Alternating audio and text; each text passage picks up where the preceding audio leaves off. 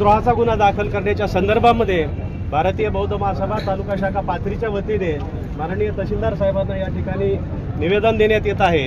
त्या निवेदनामधला जो प्रमुख मजकूर असा आहे की वरील विषय आपणास निवेदन करण्यात येत आहे की परभणी येथे 10 डिसेंबर 2024 रोजी भारतीय घटनेचे शिल्पकार महामानव भारतरत्न डॉक्टर बाबासाहेब आंबेडकर यांच्या पुतळ्यासमोर संविधान प्रतिकृतीची समाजकंटक सोपान दत्तराव पवार याने जाणून बुजून विटंबना करून आंबेडकरी समूह आणि भारतीय संविधान प्रेमी जनतेच्या भावना ह्या दुखावलेल्या आहेत आणि या कारस्थानाच्या पाठीमागे कोणत्या संघटनेचा किंवा अन्य देशद्रोही वृत्ती असलेल्या व्यक्तीचा हात आहे का त्याचाही तपास करण्यात यावा।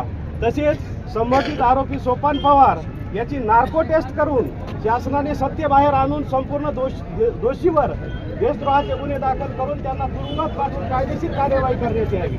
तसेच संपूर्ण घटनेचे देशभरात हे पडसाद उमटले असून संपूर्ण देशभरात या घटनेचा तीव्र निषेध व्यक्त करण्यात येत आहे। तेव्हा भारतीय बौद्ध महासभा तालुका शाखा पाथरीच्या वतीने देखील या ठिकाणी जाहीर निषेध व्यक्त करण्यात येत आहे। या निवेदनाच्या अनुषंगाने आम्ही प्रमुख मागण्या या ठिकाणी अशा केलेल्या आहेत की या आंदोलनावरील सर्व गुन्हे माफ करण्यात यावेत। तसेच अटकेतील सर्व आंदोलकांची सुटका करून गुन्हे मागे घेण्यात यावे। अमानुष मारहाण करणाऱ्या पोलिसावर गावगुंडावर कार्यवाही करण्यात यावी।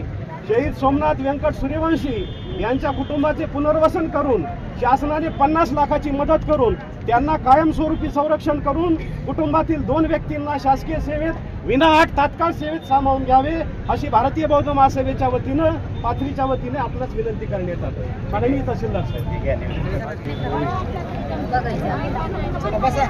ठीक आहे बसा महिला बसा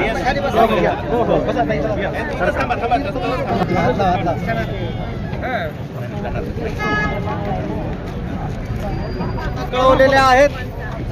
मी तहसीलदार साहेबांना विनंती करतो की त्यांनी आमच्या भावनाच्या संदर्भात आमच्या सर्व महिला आणि सर्व भीम सैनिकांसाठी 2 शब्द व्यक्त करणे। आपले जे निवेदन आहे आपल्या या 10 तारखेला जे घटना घडलेल्या आहे त्या घटनेचा निषेध आणि परत त्याच्यानंतर जे अटक करण्यात आले त्या सूर्यवंशी यांनी जेल नसताना त्यांनी मृत्यू पावलेले त्यांच्याबद्दल बी आपला जे मोर्चा आहे या संदर्भात निदर्शन आहेत। त्या निदर्शन मी माननीय जिल्हाधिकारी साहेबांमार्फत मी आपल्याला शासनाला जे काय मागणी आहे त्या मागणीचे आपल्याला मान्य करण्याबाबत मी माननीय जिल्हाधिकारी स्वतः मी निवेदन करून मी स्वतः साहेबांना सांगेन शासनाकडे सादर करून तातडीने त्यांना मदत करण्याची व्यवस्था करावी एवढे मी आश्वासन देतो। आदरणीय तहसीलदार साहेब तसेच इथं जमलेले सर्व संविधान प्रेमी माता भगिनी तसेच सर्व बांधव या ठिकाणी आपल्याला माहिती आहे की परभणीसाठी हा आठवडा किंवा हे 4-5 दिवस खूप कठीण जात आहेत। एखाद्या माथेफिरूने किंवा काही माथेफिरूंनी जे नको ती घटना घडवून आणली त्यामुळे आपल्या सर्वांना त्रास होत आहे।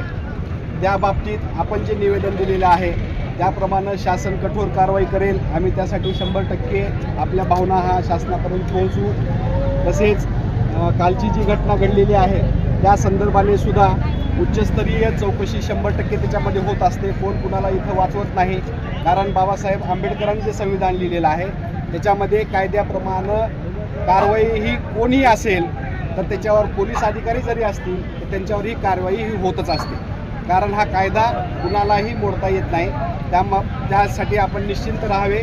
त्यासाठी योग्य चौकशी होऊन जे दोषी असतील त्यावरती योग्य कारवाई तर होतच असते। आपण जे आंदोलन केलेलं आहे आपल्या ज्या भावना ह्या शासनापर्यंत पोहोचवण्याचा प्रयत्न केलेला आहे फक्त आपण शांततेमध्ये त्या भावना आपण शासनापर्यंत पोहोचवल्या पाहिजेत। आपण सर्व जाती धर्माचे लोक इथं गुण्यागोविंदाने नाचतो। आपल्यामध्ये कुठलेही वाद होऊन सामाजिक सलोखा आपला बिघडता कामा नये। मी पाहिलं पाथरीचे सुज्ञ आपण नागरिक आहात। या ठिकाणी काल परवाचं आंदोलन असेल किंवा आजचं आंदोलन असेल आपण खूप शांततेनं आणि सामंजस्यपणानं करत आहात। सर्व जे प्रमुख नेते आहेत किंवा पुढाकार घेणारे नेते आहेत आणि सर्व आपण आहात हे शांततेमध्ये ह्या गोष्टी घडवून आणतात। त्यासाठी आपल्या भावना आम्ही 100% शासनापर्यंत पोहोचू असे शांतता आपण अबाधित ठेवावी। पोलीस प्रशासन तुम्ही केव्हाही हाक द्या 24 तास आपल्यासाठी उपलब्ध आहे। आम्ही 100% तुम्हाला मदत करू। तुमच्या भावना शासनापर्यंत पोहोचूच पण तुमच्या मदतीला केव्हाही हाक दिली तर आम्ही हजर येऊ एवढे आश्वासन तुम्हाला देतो। आणि तुम्ही हे शांततेत जे आंदोलन केलं की अशासाठी मी पोलीस प्रशासनातर्फे आपले आभार व्यक्त करतो. मयत सोमनाथ सूर्यवंशी यांना आदरांजली वाहतो आणि आपण शांततेत आता इथून पुढलं आंदोलन करावं आणि घरी जावं अशी आपल्याला सर्वांना विनंती करतो. जय हिंद, जय महाराष्ट्र, जय भीम.